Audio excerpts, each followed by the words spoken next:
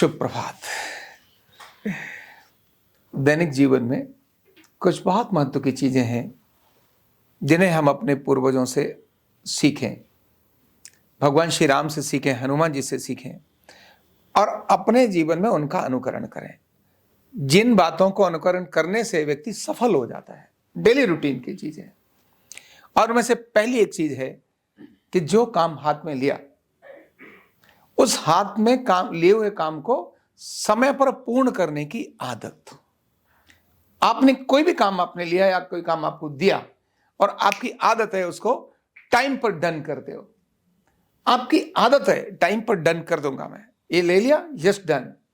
तो जो ऐसा करता है वो सबका प्रिय होता है और आगे प्रगति भी करता है। ऐसा व्यक्ति कभी किसी को प्रिय नहीं होता जिसने काम ले लिया और लटका दिया, पंचवर्षीय योजना के अंदर चला गया, स्मरण नहीं रहा, भले जो भी हुआ, मतलब उसको जिम्मेदारी और गैर जिम्मेदारी की बात भी मानते हैं। हनुमान जी ने ऐसा ही किया। लंका में हनुमान जी को जब टास्क दिया कि आपने सीता की खोज करके लानी है, तो सीता जी की खोज करने के लिए वो गए और सीता जी की खोज समय के अंदर खोज करके लेकर आए। भगवान श्री राम 14 वर्ष उनको वनवास मिला और उन्होंने कहा निश्चरहीन करो, मैं धरती को निश्चरहीन कर दूंगा। 14 वर्ष के अंदर ही उन्होंने उनको निश्चरहीन पूरी धरती को कर दिया। समय में हाथ लिया, स्वयं लिया या दिया? हनुमान जी को दिया, हनुमान जी ने लिया नहीं। हनुमान जी को कहा जाओ आप सीता जी की खोज करके लाओ। समय पर काम डन करना, काम को लटकाने की आदत में न लेने वाले लोग क्या होते हैं? सफल हो जाते हैं, नंबर 1। नंबर 2, स्वयं होकर डिसीजन लेना। वो योग्य व्यक्ति, समझदार व्यक्ति, बड़ा पढ़ा लिखा, बड़ा अनुभवी किसी काम का नहीं है जो डिसीजन समय पर नहीं लेता, चीजों को लटकाता रहता है। न डिसीजन लेने की आदत के कारण बहुत सारी, मुझे नितिन गडकरी की चीजें याद आती हैं। ऐसे लोगों को वो फटक से निकाल के बाहर कर देते हैं। ऐसे अधिकारियों को भी कहते हैं तुम्हारा काम मेरे पास नहीं है। जिसके पास फाइल आने के बाद समय पर उसने काम नहीं किया, तुम्हारी को मुझे जिम्मेदारी नहीं चाहिए। डिसीजन लेने वाले लोग चाहिए। उन्होंने कहा डिसीजन लेने वाले। हनुमान जी ने डिसीजन लिया। लंका में सीता जी की खोज करने ही गए थे, लेकिन अपना विवेक यूज किया और उन्होंने कहा नहीं, मुझे रावण को मैसेज भी देकर जाना चाहिए। केवल इतना ही नहीं है कि मुझे जाकर वापस चले जाना चाहिए। और इसीलिए उन्होंने वहां रावण को मैसेज देने के लिए कितने सारे काम किए।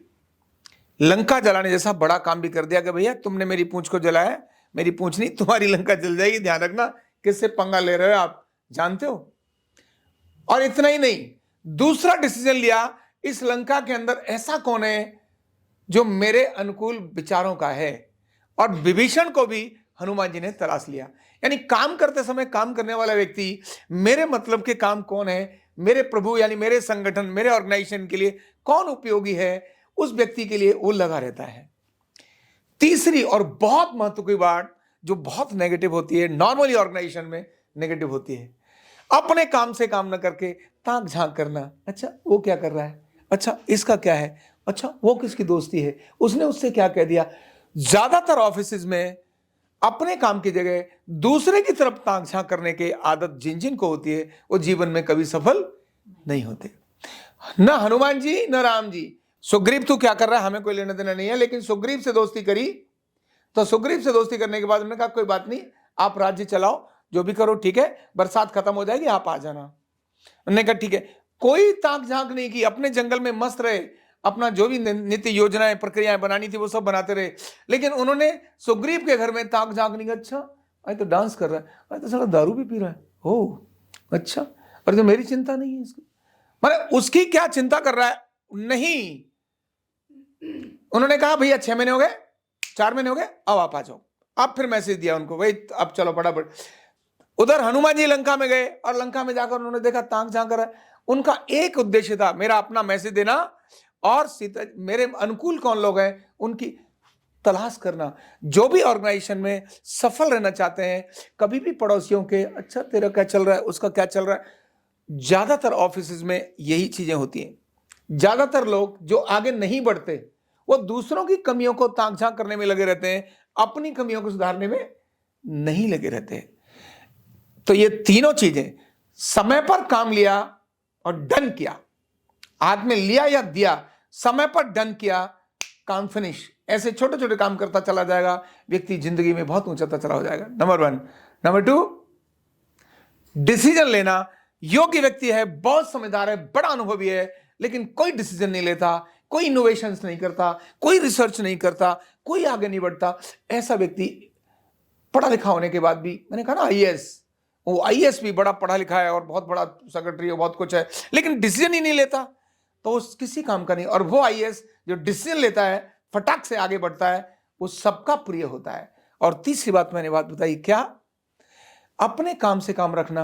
अनावश्यक दाएं बाएं की चीजों को झांक करके तुरा क्या हुआ, उसका क्या हुआ, इनका क्या हुआ, इन चीजों में जो लोग जाते हैं वो बिल्कुल भी आगे प्रगति नहीं करते। भगवान श्री राम ने यही अपने सामने टारगेट रखा।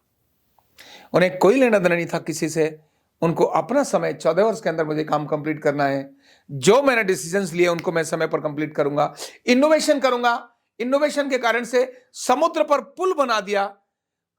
कौन मेरे उपयोगी व्यक्ति है उसको तलाशा। यानी बानरों में ही भगवान श्री राम ने, उन्हीं के अंदर नल, नील, अंगद, जामवंत बानर ही तो थे, वही तो क्वालिटी वाले थे। उनको एक्टिवेट किया, उनको मोटिवेट किया और उनके माध्यम से समुद्र पर बड़ा भयंकर बड़ा काम, असंभव दिखने वाला काम उन्होंने उनसे क्रिएट करा दिया। और तीसरी बात, अपने काम से काम रखा। जब अपने काम से काम रखा तब सिरे चढ़ गए और आगे बढ़ते चले गए।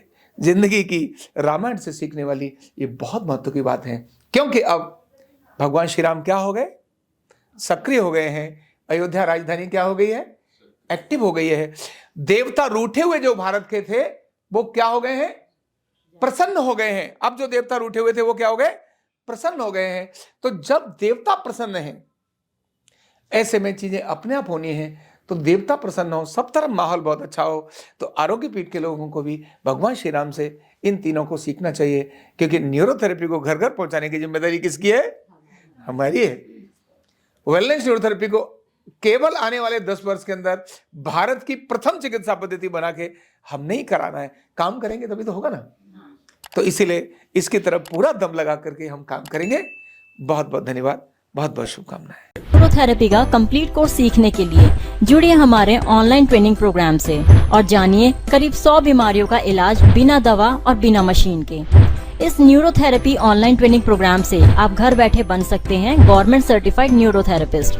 रजिस्ट्रेशन के लिए नीचे दिए गए नंबर पर अभी कॉल करें। और हाँ, हमारे वीडियो को लाइक करना, शेयर करना और चैनल को सब्सक्राइब करना बिल्कुल भी ना भूलें। धन्यवाद।